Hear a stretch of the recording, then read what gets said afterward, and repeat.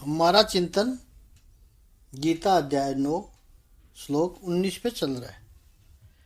मृत्यु सर्वहर च अहम, जो सब में सर्वहर है वो मृत्यु मेरी विभूति है।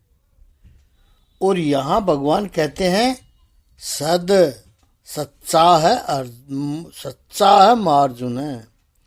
सत और असत अर्थात जो है वो सत्य, वो हमेशा से है और हमेशा रहेगा, वो सत्य है।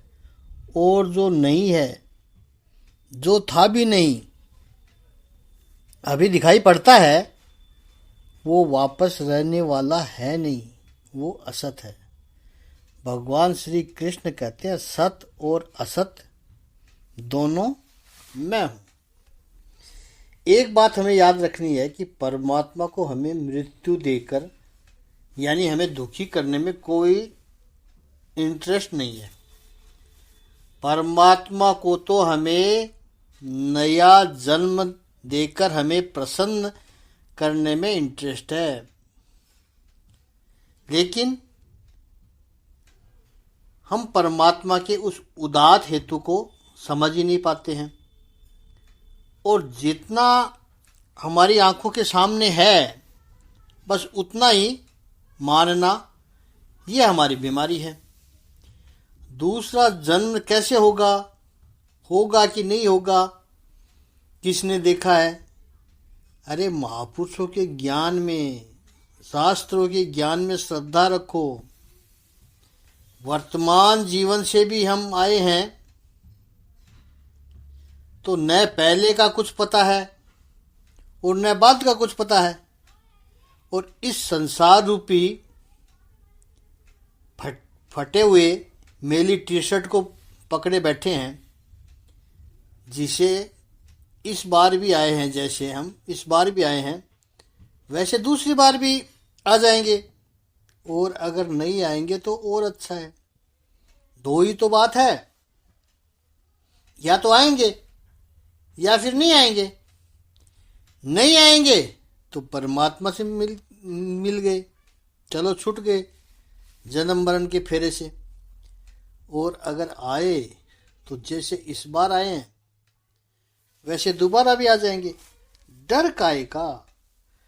तो इस दृष्टि से देखोगे तो मृत्यु अवसाद का विषय नहीं है, मृत्यु उत्सव का अवसर है। जहां जहां भी आ जाएंगे,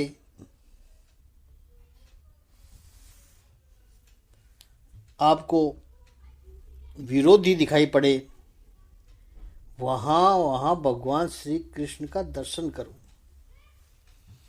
और जीवन और मृत्यु के बारे में एक बात और कह देवें कि ये दो फैक्ट्रियां हैं, ये हमेशा चलती है।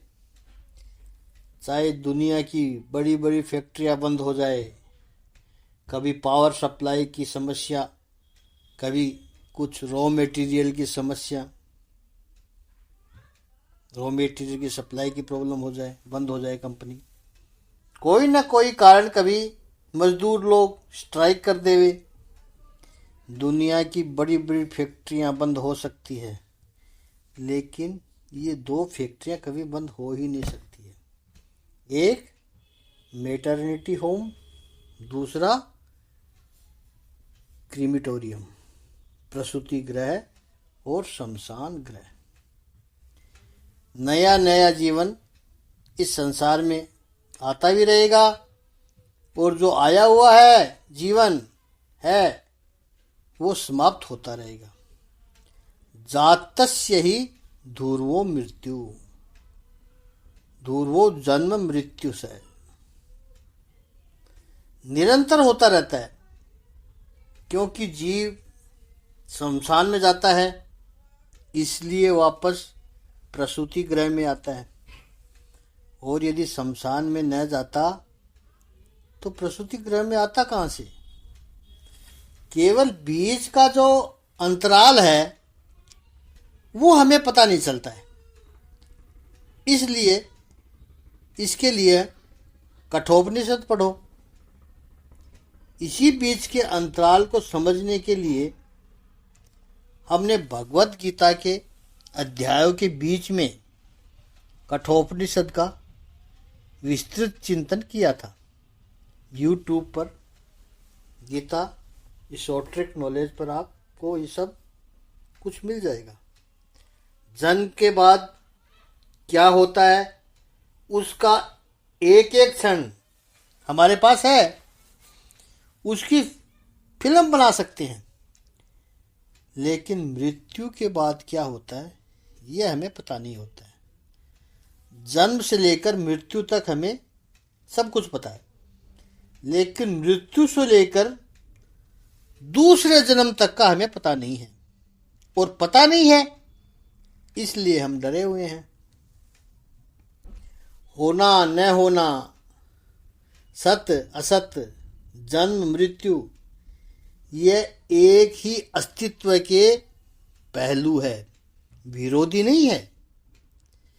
इसलिए याद रखना है कि जब मृत्यु आती है तो ऐसा मत समझना कि परमात्मा रूठा हुआ है।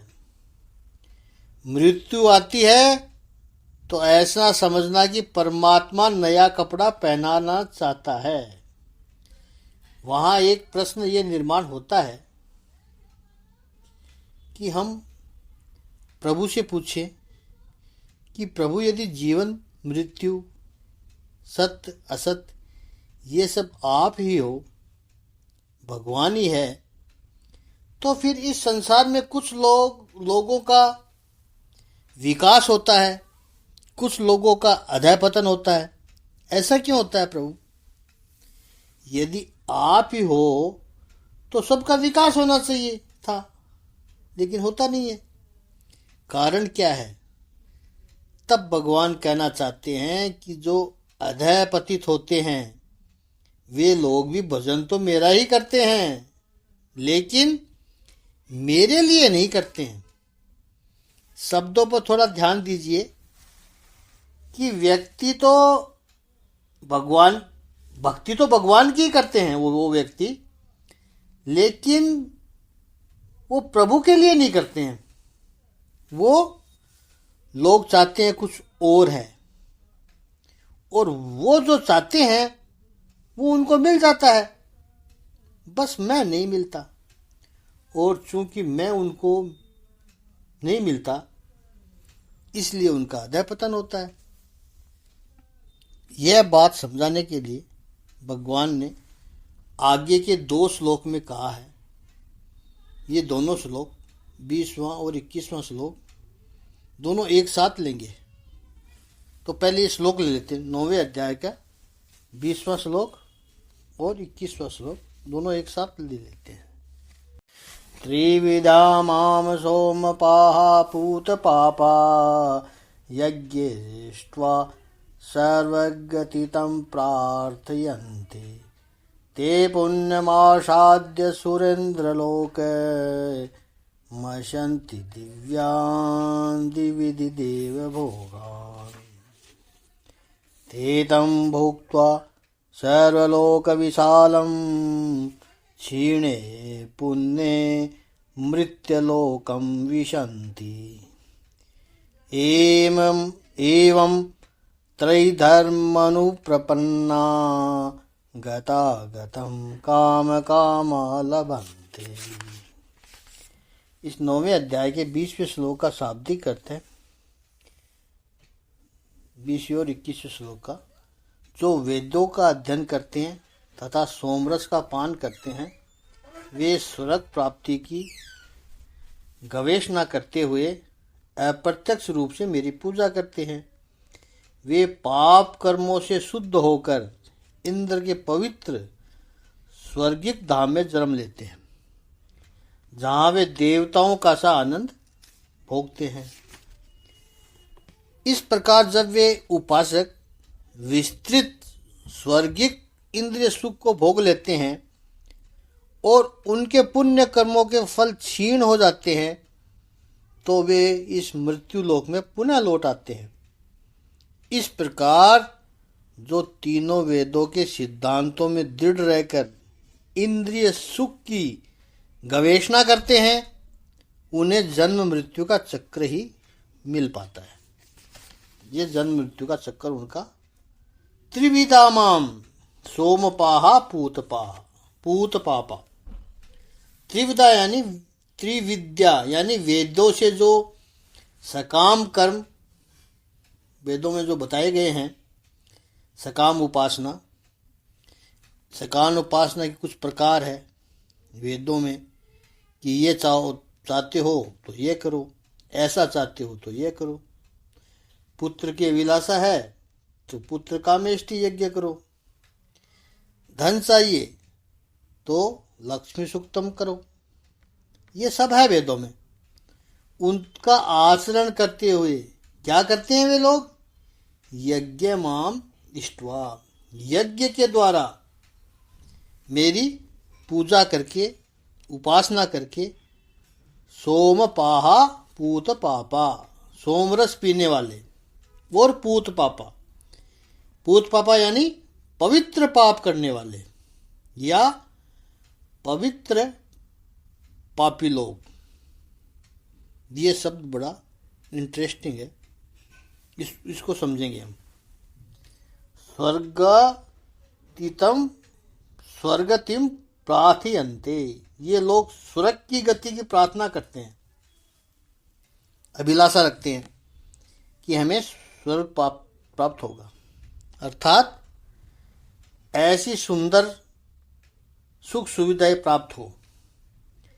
ते पुण्यम सुरेंद्र लोकम दिव्यानाम देवी देव भोगान असनंती। ये लोग करते भी है, पुण्य को इकट्ठा करेंगे, पुण्य की गठरी बांधेंगे, स्वर्ग में जाएंगे और वहां जाकर के दिव्य डिवाइन सब भोग, प्लेजर का भोग करेंगे, आनंद लेंगे। वो ऐसा वो करते हैं। फिर क्या होता है? तो वो 21वें श्लोक में कहा है, तेतम भक्त्वा स्वर्गलोकम विशालम। जो स्वर्गलोक के भोगों को आनंद लिया, फिर क्षीणे पुण्य मृत्यु लोकम विशंति, वहां स्वर्ग में जाकर के सुंदर सुखों का उपभोग करके जब सारे पुण्य क्षीण हो जाते हैं, खत्म हो जाते हैं, खर्च हो जाते हैं, उसके बाद वे वापस इस मृत्यु लोक में आते हैं। एवं त्रयी धर्म मनु प्रपन्ना, ये ऐसे सकाम कर्म का जो आचरण करते हैं, ये भी धर्म है, वेदों में कहे गए हैं। ऐसे सकाम कर्मों का जो पालन करने वाले, उनको प्रभु ने अनुप्रपन्ना कहा है। एक होता है प्रपन्ना, जो शरण में आते हैं। अनुप्रपन्ना यानी किसी को देख करके फिर वो आए हैं, उसको बोलते हैं अनुप्रपन्ना। किसी एक ने ऐसा किया, उसको फायदा हुआ, तो चलो हम भी करें। ऐसे लोग समाज में बहुत होते हैं। मुंबई में गली गली में गणेश जी बिठाते हैं लोग। अब तो पूरे देश में ही गणेश जी की पूजा होती है, बहुत अच्छी बात है। अब जितने भी जो पंडाल लगाते हैं, उनकी यही कोशिश होती है कि हमारे यहाँ अधिक लोग आने चाहिए, भीड़ सबसे ज़्यादा हमारे यहाँ होनी चाहिए। तो वे कैसे अट्रैक्ट करेंगे? एक तो अट्रैक्शन करने का तरीका है सुंदर डेकोरेशन करो, भव्य बनाओ, तो लोग आएंगे। उसके लिए तो खर्चा करना पड़ता है, ज़्यादा चंदा इकट्ठा करना पड़ता है, बहुत बड़ी बात है। उसके लिए तो नए नए आइडियाज़ लगाने पड़ते हैं। दूसरा एक आइडिया है कि वो बात ऐसी फैलाते हैं मन्नत मानता पूरी करने वाले गणेश जी। इन गणपति के सामने आकर कुछ मन्नत रखोगे, हे गणेश जी हम ये मानता रखते हैं कि यदि हमारा धंधा चलने लगा तो अगले साल आप जब आओगे तो आपके लिए ये करेंगे। करना कुछ नहीं होता है, बस नारियल चढ़ाना होता है। मन्नत पूरी करने वाले गणेश जी, तो फिर वहाँ भीड़ लगती है और 50% चांस तो होता ही है। 1000 आदमी आएंगे, 500 को अच्छा होगा, 500 को नहीं होगा। बुरा तो किसी का होने वाला नहीं है। धीरे धीरे 5-10 साल में बात फैल जाती है। ये गणेश जी मन्नत पूरी करते हैं, फिर वो बिल्कुल सादा पंडाल भी लगाया होगा तो भी वहाँ भीड़ होती है, क्योंकि लोगों को भक्ति में इतना इंटरेस्ट नहीं है जितना अपनी अभिलाषाएं पूरी करने में, अपनी कामनाएं पूरी करने में है।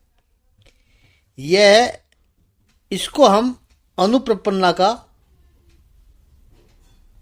अर्थ समझ रहे हैं। यहाँ पर हम अनुप्रपन्ना का अर्थ समझ रहे हैं। प्रपन्ना का अर्थ है शरण में होना। अनुप्रपन्ना जैसे अनुसरण होता है, ऐसे ही अनुप्रपन्ना है। किसी को देखा कि यहाँ वो शरण हुआ है तो उनको देखकर वो भी वहाँ गए हैं। इस पर आगे का चिंतन कल करेंगे। ओम श्री सच्चिदानंद भगवान की जय। ओम श्री आनंद गंध भगवान की जय।